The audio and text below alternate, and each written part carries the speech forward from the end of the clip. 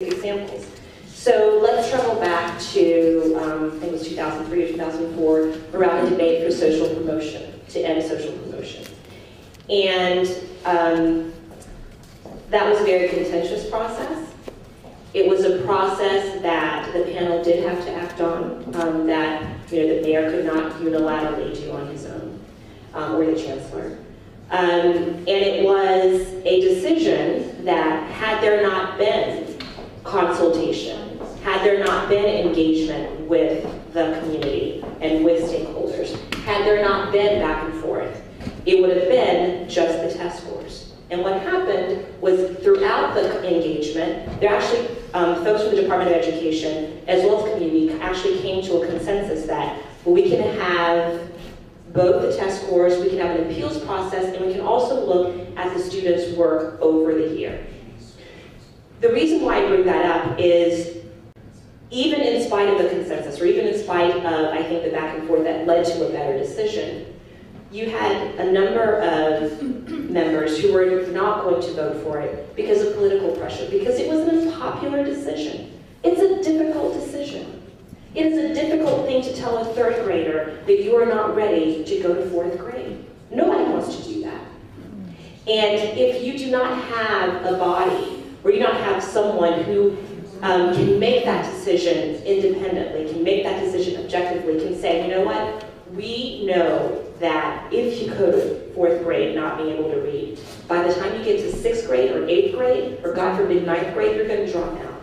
And to be able to project that out and to make a decision that is politically unpopular but is the right decision. And as a result of that decision, there are about 18,000 children who otherwise would have gone on through the system, unable to read, who have gotten the extra help that they needed, and who are now, as they go through their educational journey, are able to actually do the work.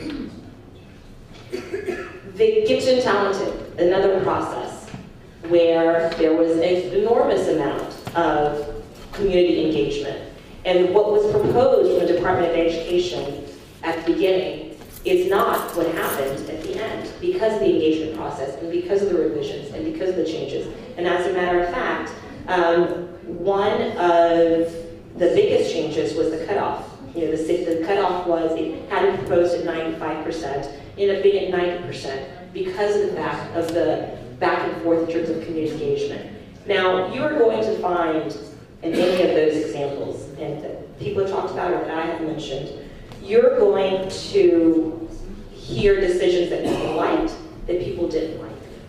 And when people like the decision, they're like, that's great. When they don't like the decision, it is, there's not enough parental or community engagement. That's fine. I mean, we take responsibility for making those decisions. And when, as in the bus decision, there is a mistake, we own up to that. And we have owned up to that.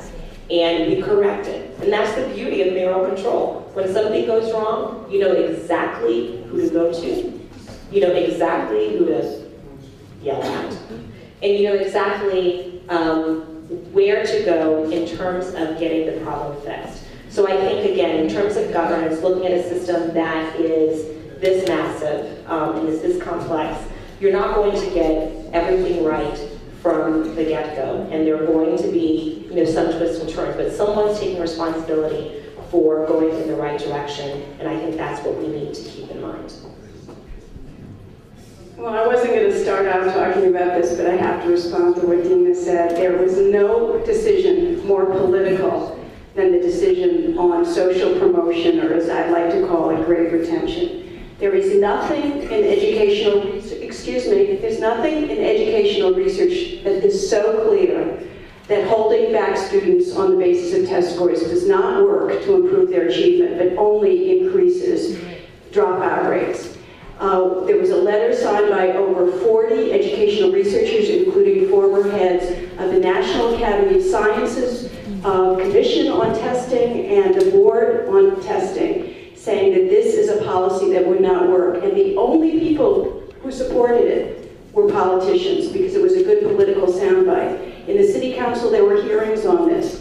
And the two people who spoke for were Ed Koch and Herman Badillo. And one of the members of the city council said to then Chair Eva Moskowitz, where are the other people in support of this policy? Where are they? And she said, we couldn't find one. They couldn't find a single researcher, single educational expert who supported it. So in the end, the mayor had to fire 2 of his appointees the night before the vote, not because they were under political pressure, but because they were standing up for what they knew was the right policy. And the mayor pushed through this anyway. And it's been a very destructive policy and very unfortunate. Unfortunately, it is a good political soundbite.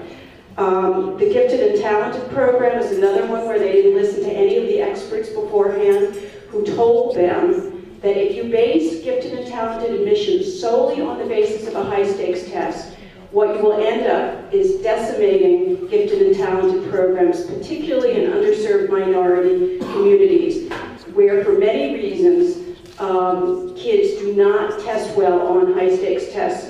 Among other things, they're not coached as extensively as they are in middle-class families. And sure enough, that's exactly what happened. They said they were going to widen the program to underserved communities, and yet there are many predominantly minority districts throughout the city that do not have a single gifted and talented program now. So it's been a disaster, and had the exact opposite of what the chancellor said he wanted to achieve, and it was a perfect example of what all the experts were telling him beforehand would occur, and he simply